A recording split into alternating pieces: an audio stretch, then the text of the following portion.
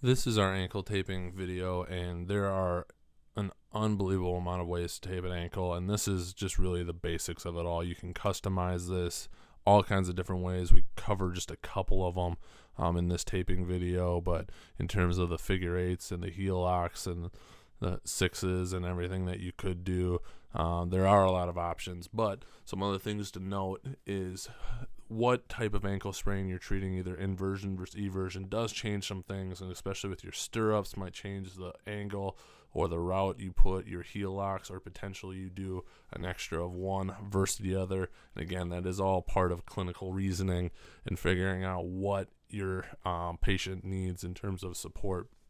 So we do cover just a couple different things here, but a lot of that will come down to your clinical reasoning. We cover a basic lateral ankle sprain. We didn't do it in the video, but we would utilize tape adherent. That's to help with keep any slipping down as minimally as possible. With this, we would also typically utilize heel and lace pads if that's not something you have readily available to you, doing a few extra wraps around the anterior ankle and also the Achilles with the under wrap can be exactly what you need in order to help prevent any friction along with your taping. And as you're going through and doing your taping, if you keep everything equal and overlapping well, very rarely will you run into blisters. So our first strips are going to be our anchor strips. These will be for our stirrups that we'll do here in just a second. I typically like to go 2 or 3 depending on the size of the foot and the ankle. And again, we're treating a lateral ankle sprain, so we're going to pull this from medial to lateral just slightly to make sure that we're in a closed pack position. In this example, we are putting down those extra strips to hold those stirrups in place. That is not something you have to do, but it can prove beneficial just in the process of it. Typically for the stirrups, we'll go 2 to 3. 3 is pretty standard for me. That can change, again, based on what we're trying to accomplish with our patient. And again, just one more of those anchor strips.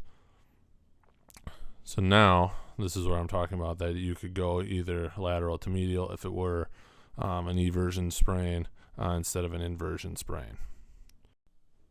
From there, we'll go in and we'll do the rest of our closures, lock down our stirrups a little bit more, make sure they're secure, and we'll come around and we'll try and cover as much of the anterior part of the ankle as we can, but we'll switch to these C strips or half moon strips to make sure that we're protecting all the way down around the back before we get going into our heel locks. That will also help prevent from creating undue and unnecessary friction on the Achilles. So we want to make sure that we have all of the under wrap covered before we do so. Then we'll go into our heel locks, and then here what we're trying to do is come across the anterior part of the ankle, or it's coming all the way down and around to lock the heel into place. And then I like to add a couple extra strips around the top to really lock it in.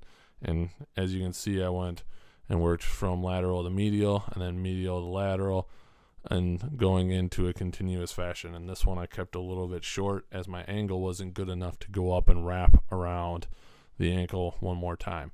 Heel locks take time. They are extremely hard to get used to doing continuous, and it all takes time practicing your angles and just working with different people.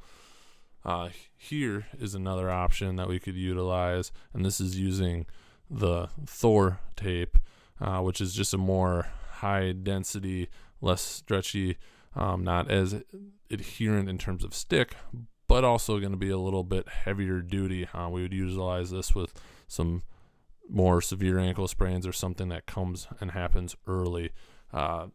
Another option we can utilize is the Stretch M-Tape Premium, both a 2-inch or a 3-inch, and that's really depending on the size of the ankle. And this is what we would typically only utilize for heel locks. And again, this could be to really help lock somebody's ankle down because it has so much stretch to it. It can add a little bit more ability to move, but because of that stretch, it also allows you to put some tension on it to really hold the ankle in place. That's not one that you tape and tear, so you'll need high quality scissors to cut through that. So again, here's just another angle of the whole thing. Not as good of a vantage point. Sorry, my arm is in the way. But again, just going back to the heel locks, those take time. There's a lot of options. And really, when you're trying to accomplish what you need to get done, you want to get at least a couple of those in. 2 going each direction is typically what we teach our people that are taping. But again, you can get to the point where you get good enough to go continuous and just be able to knock those out one after the other.